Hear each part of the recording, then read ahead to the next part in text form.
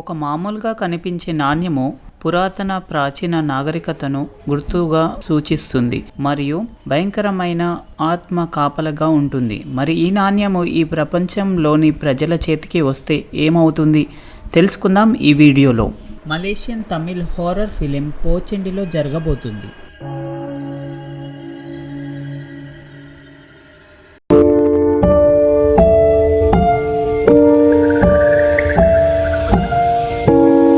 ఈ film starting లో మనకి మురుగన్ని చూపిస్తారు. తను ఒక జర్నలిస్ట్. అతను మలేషియాలోని రహస్యమైన కథలు ఆసక్తిగా ఉంటుంది. దయ్యాల గురించి పరిశోధన చేస్తుంటాడు. అలానే ఒక రోజు శంకర్ ని కలుస్తాడు. శంకర్ కి జరిగిన ఒక భయంకరమైన ఆత్మ కథ చెప్తాడు. ఫ్లాష్ బ్యాక్ లోకి వెళ్తే శంకర్ ఫ్రెండ్స్ అయిన అంబు మరియు గురు కలుస్తారు. అంబు పురాతన ప్రాచీన చారిత్రకమైన వస్తువులను కలెక్ట్ చేస్తుంటాడు. కథలో ఒక రోజు ముగ్గురు వీజీ బోర్డ్ సాయంతో ఆత్మలను పిలుద్దామని అనుకుంటారు.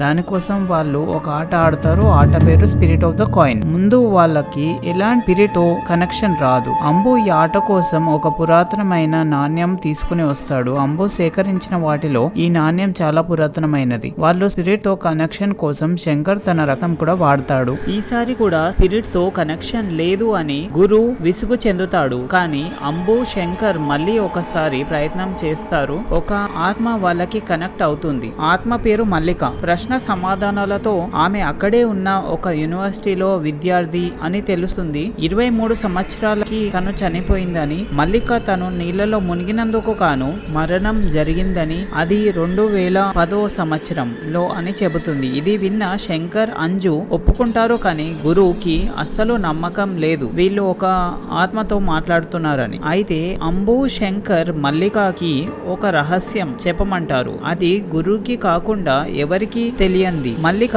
వీజీ బోర్డ్ సహాయంతో గురువుకి నేను ఒక అమ్మాయి గురించి చెప్పనా, అందరి వెనక ఇంటికి మొదటిసారి తీసుకుని వచ్చావు అని చెబుతుంది. అది విన్న గురువు షాక్ అవుతాడు. కోపం వస్తుంది. అలానే ఆట ఇక్కడితో ఆగిపోతుంది. తర్వాత రోజున మనం అంబుని చూడొచ్చు. తనకి ఒక స్టోర్ ఉంటుంది. అక్కడ పురాతనమైన నాణ్యాలు అమ్ముతుంటాడు. గురువు ఇంటర్నెట్ లో పరిశోధన చేసి మల్లిక అమ్మాయి ఫోటో తీసుకుంటాడు. తను 2010 సంవత్సరంలో మలేషియన్ యూనివర్సిటీ విద్యార్థి. రాత్రి అంబు శంకర్ వచ్చిన తర్వాత గురు ఈ ఫోటో వాళ్ళకి చూపించి దీపక్ అనే వ్యక్తి యూనివర్సిటీ బ్లాగ్ లో ఈ పోస్ట్ చేశాడని చెప్తాడు. మల్లిక బ్యాచ్ లో చాలా మంది లాస్ట్ ఇయర్ గ్రాడ్యుయేషన్ పూర్తయింది. కానీ ఫోటోలో మల్లిక లేదు.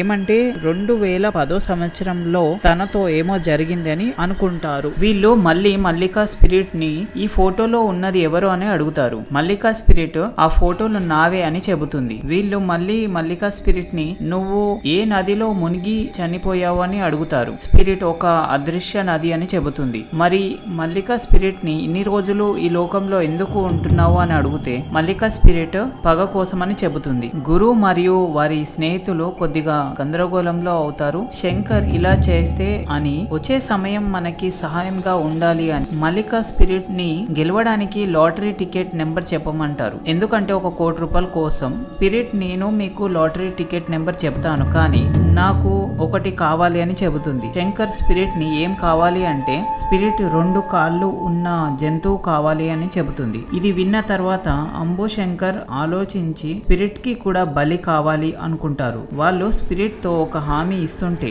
అక్కడున్న గురువు తెలివిగా ఆలోచించి అలాంటి హామీలు ఇవ్వద్దని చెబుతాడు. అయితే స్పిరిట్ గురువుకి ఇలా చేస్తే నీ స్నేహితులు సాయం చేస్తారు అనుకుంటున్నావా అని చెప్పగానే గురువుకి చాలా భయం అవుతుంది. అక్కడ నుంచి వెళ్ళిపోతాడు. తర్వాత రోజు శంకర్ మరియు అంబుకి గురువు గురించి ఎలాంటి విషయాలు తెలియదు. కాబట్టి శంకర్ గురువు కోసం వెతకడం కోసం వెళ్తాడు. గురువు బాధపడుతూ ఒక బార్ లో కూర్చొని ఉంటాడు. శంకర్ గురుని కలుస్తాడు. గురువు చాలా బాధపడుతుంటాడు. గురువు నాకు ఒక మాట ఇవ్వాలి అని చెప్పి ఇంకొకసారి స్పిరిట్ తో మాట్లాడద్దు, అప్పటి వరకు నేను ఇంటికి రాను అని చెబుతాడు. శంకర్ నాకు డబ్బులు చాలా అవసరం ఉంది, అందుకే మల్లిక స్పిరిట్ ని లాటరీకి సాయం చేయమన్నాను అని చెబుతాడు. గురు, నాకు నిన్న రాత్రి భయంకరమైన కల వచ్చింది, అందులో నేను ఒక ఆత్మని చూశాను అంటాడు. ఫ్లాష్ బ్యాక్ కి పోతే గురు నిద్రపోతున్న సమయంలో ఒక భయంకరమైన ఆత్మ గురు మెడ నొక్కుతుంది. కథ మళ్ళీ ప్రెజెంట్ కి వస్తుంది.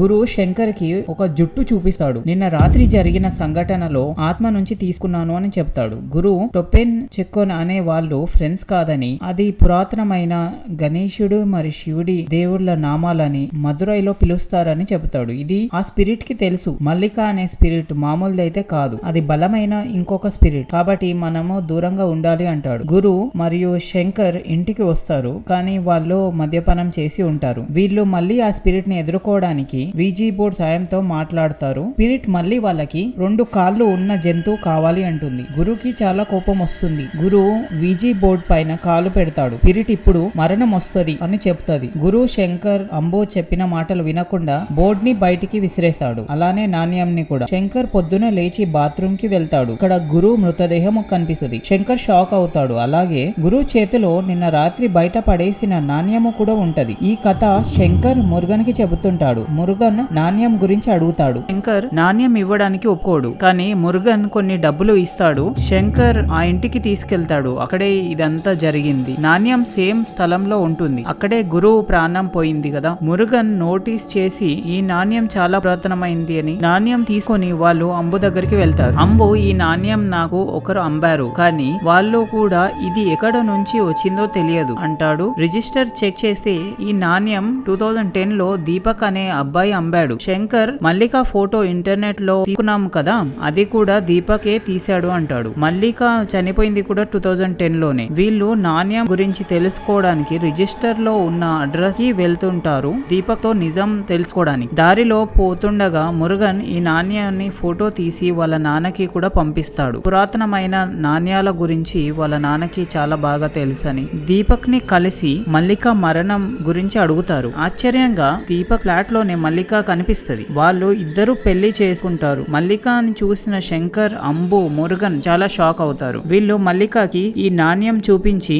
నీకు ఈ నాణ్యం గురించి ఏమన్నా తెలుసా అని అడుగుతారు. కానీ నాణ్యం చూసి మల్లిక చాలా భయపడుతుంది. మల్లిక వాళ్ళకి 2010 లో కాలేజ్ సెకండ్ ఇయర్ లో ఉన్నప్పుడు మ్యూజియం ని సందర్శించినప్పుడు పురాతనమైన అంశాల మీద తనకు చాలా ఆసక్తి వచ్చి సైడ్ లో ఆర్కియాలజికల్ కోర్స్ స్టార్ట్ చేసింది. చదువుకుంటూ ఫీల్డ్ వర్క్ మీద తను కదరం ప్యాడీ ఫీల్డ్స్ పంట పొలాలకి వెళ్తది. ఆ పంట పొలాల్లో తవ్వడంతో పురాతనమైన ఏమైనా సామాన్లు దొరుకుతుంటాయని మల్లికకి మట్టి కొద్దిగా వేరేగా కనిపిస్తది. అక్కడే నాణ్యం కూడా ఆమెకి దొరుకుతది. తన రక్త బొట్టు కూడా నాణ్యం మీద పడుతుంది. మల్లిక ఈ నాణ్యం దొరికినందుకు చాలా సంతోషించి తనతోనే హాస్టల్ కి తీసుకొస్తుంది. నాణ్యం హాస్టల్ కి వచ్చినప్పటి నుంచి మల్లికతోని చాలా వింత వింత సంఘటనలు జరుగుతాయి. మల్లికతోనే ఎవరో ఉన్నట్టు అనుకుంటుంది. తన శరీరంలో రక్త ప్యాచెస్ ఉంటాయి. ఒక రోజున మల్లిక ఫ్రెండ్ తో బయటికి వెళ్ళినప్పుడు ముసలి బ్రాహ్మణుడు తన దగ్గరికి రమ్మని పిలుస్తాడు. ముసలి బ్రాహ్మణుడు మల్లికతో నీ వెనుకాల ఒక నల్లని రూపము తిరుగుతుందని చెబుతాడు. అది నీ వెనుకల్నే తిరుగుతుందని అంటాడు.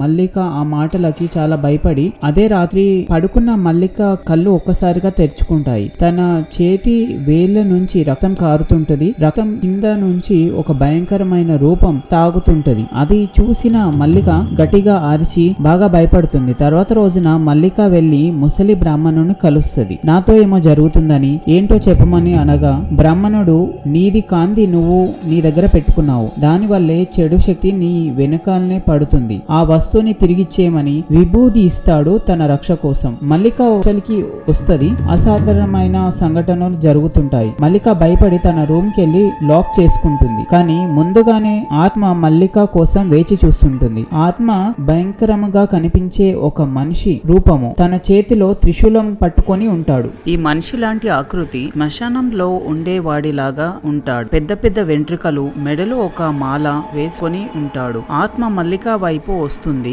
బ్రాహ్మణుడు ఇచ్చిన విభూది కింద పడిపోతుంది. ఆత్మ కింద పడిన విభూతిని పెట్టుకుంటుంది. నేను కూడా వాళ్ళ నాన్నని అడుగుతానని మాయమవుతాడు. త్వరగా మల్లిక నాణ్యం తీసుకొని దీపక్ ఇచ్చి నాణ్యం ఎక్కడైతే దొరికిందో అక్కడ పెట్టమని చెబుతుంది. కానీ దీపక్ అనుభవ్ వాళ్ళ స్టోర్కి వెళ్లి అమ్మేస్తాడు. కొన్ని సంవత్సరాల తర్వాత మళ్ళీ ఈ నాణ్యము వీజీ బోర్డ్ తో వాడబడుతుంది. ఆత్మ కూడా మేలుకుంటుంది. శంకర్ సుపన్ అంటే ఏంటి అని అడుగుతాడు. మల్లిక సుపన్ అని దేవుడు అయిన మురుగన్ కి శివునికి ఇంకో నామం అని చెబుతుంది.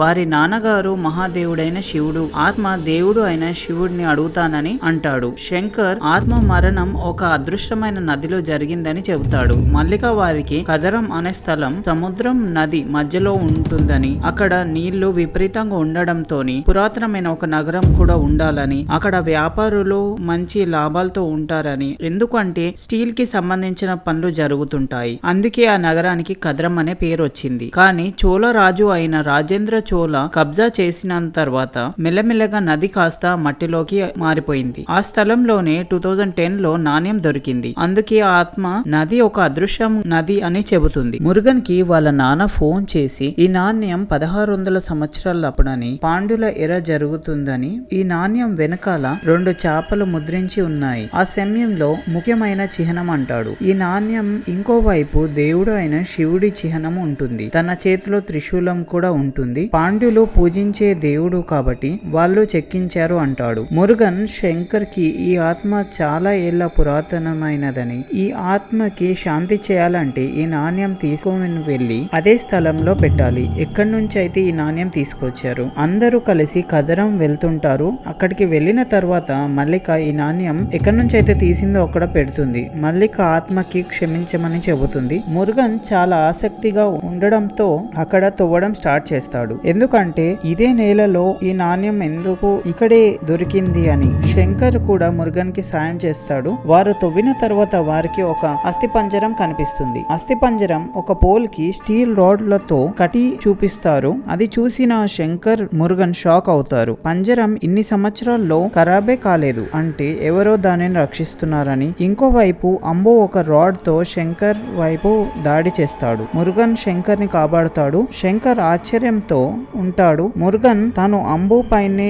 అనుమానం ఉందని, వారు మాట్లాడుతున్నప్పుడు అంబు ఇదే నాణ్యాన్ని వైపు చూస్తున్నాడని, ఏదో మాయలో ఉన్నట్టు అని చెప్తాడు. వీరిద్దరూ అంబుని ఎందుకు అలా చేసావు అంటారు. అంబు గురు అప్పుడు వెళ్ళిన తర్వాత నేను ఒకడినే ఆత్మతో మాట్లాడాను. అంబు తన కాళ్ళని మంచిగా చేయమన్నాను, ఆత్మని అదే అడిగాను. ఆత్మ అంబుని కూడా 2 కాళ్ళు ఉన్న జంతువుని తెమ్మని చెబుతుంది. అదే రోజు గురు శంకర్ అంబుతో గొడవపడి బోర్డ్ని నాణ్యాన్ని బయటికి పడేస్తాడు. తర్వాత అంబు బయటికి వెళ్లి బోర్డ్ని నాణ్యాన్ని వెతికి తీసుకొచ్చుకుంటాడు. అంబు వీజీ బోర్డ్ తో మాట్లాడుతుంటాడు. అన్బు కాళ్ళు మంచిగా చేయమని, ఆత్మ అన్బుకి కాళ్ళు మంచిగా చేస్తాను, వారి ఎలాంటి ఆపద చేయనని చెబుతుంది. కానీ ఒక మనిషిని కదరంలోకి తీసుకురమ్మని చెబుతుంది. అన్బు భయపడి మేము బలి ఇవ్వలేము అంటాడు. ఆత్మ ఈ మనిషికి హాని చేయను, కానీ తన శరీరం సాయంతో నా పగని తీర్చుకుంటాను అంటుంది. అన్బు ఒప్పుకుంటాడు.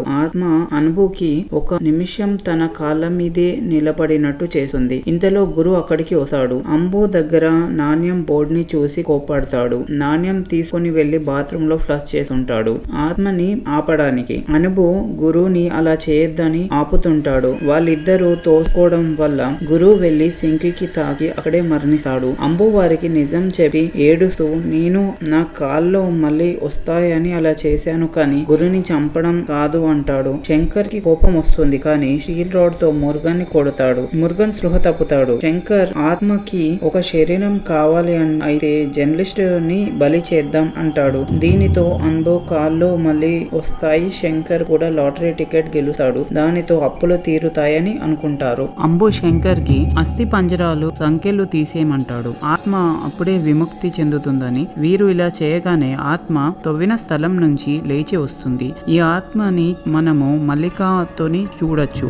ఆత్మ బయటికి రాగానే నవ్వుతూ నా శరీరం ఎక్కడ ఉంది అంటుంది. శంకర్ అంబు మురుగన్ వైపు చూపిస్తారు. మురుగన్ కి కూడా మెలకు వస్తుంది. ఆత్మని నువ్వెవరు అంటాడు. ఆత్మ నేను చనిపోయిన వారి బూడిదని నా శరీరం మీద వేసుకుంటాను. నేను పక్షుల్లాగా చాలా ఏళ్ళు భూమి మీద తిరుగుతుంటాను. నన్ను పోచండి అంటారు అంటుంది. ఆత్మ ఈశ్వరుడిని ఎవరైనా తక్కువగా చేస్తే వారికి చాలా మూల్యం చెల్లించాలి. మీరు నన్ను ఒక రాయికి వేసి సముద్రంలో వేసినా నేను మళ్ళీ తిరిగి వస్తాను అని చెబుతుంది. ఎందుకంటే నా పగ కోసం. బ్యాక్గ్రౌండ్ లో పోచండి లాంటి వారిని మంటల్లో సముద్రంలో వేసి చంపేస్తుంటారు. కొన్ని సంవత్సరాల నుంచి నేను ఎదురు చూస్తున్నాను, కానీ ఇప్పుడు నా పగ తీర్చుకోవచ్చు అంటుంది. శంకర్ ఆత్మకి నిధి ఇవ్వమంటుంది. ఆత్మ శంకర్ కి మట్టిలో నుంచి నగలు బంగారం వస్తువులు వస్తువులను ఇస్తుంటుంది. శంకర్ ఇది చూసి నవ్వి నేను ధనవంతుడిగా అయిపోయాను అంటాడు.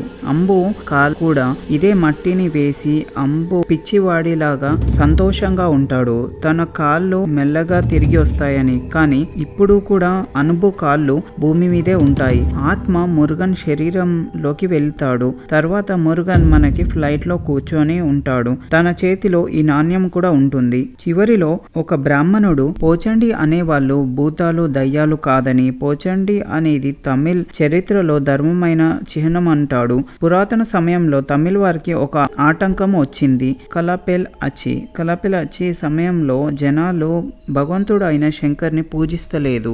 ఇలా ఎవరైనా చేస్తే వారికి మరణ దండన వేస్తుంటారు. పోచండి అనే వాళ్ళు ఈ నియమానికి వ్యతిరేకించి భగవంతుడు అయిన శివుడికి పూజ చేస్తుంటారు. అందుకే వారికి చాలా అన్యాయం జరిగింది. పోచండి భక్తులు ఈశ్వరులలాగా ఉంటారు. త్రిశూలం పట్టుకొని తిరుగుతుంటారు. ఇక్కడితో పోచండి ఫిలిం అయిపోతుంది.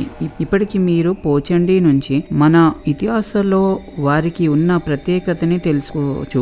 ఆత్మ వారికి ఇచ్చిన మాటని పూర్తి చేసిందా అంటే మాత్రం శంకర్ అంబోకి ఇచ్చిన మాటని లేదు అని చెప్పొచ్చు. ఈ ఫిలిం నిజంగా జరిగిన ఒక కథ. 1996లో మలేషియా USM యూనివర్సిటీ విద్యార్థులకి జరిగిన ఒక సంఘటన. ఈ విషయం గురించి ఇంటర్నెట్ లో ఎలాంటి సమాచారం లేదు. ఈ సంఘటన ఎంత సత్యమా అంటే ఫిలిం వారు నిజమే అంటున్నారు. మీరు ఈ కథ నిజం అనుకుంటే అయితే కమెంట్స్ లో చెప్పగలరు. ఎలా అయినా ఈ ఫిలిం స్టోరీ ఆసక్తిగా ఉండడంతో నాకు చాలా బాగా నచ్చింది. So please subscribe, like, share this video. మళ్ళీ ఇంకొక వీడియోలో కలుసుకుంటాను.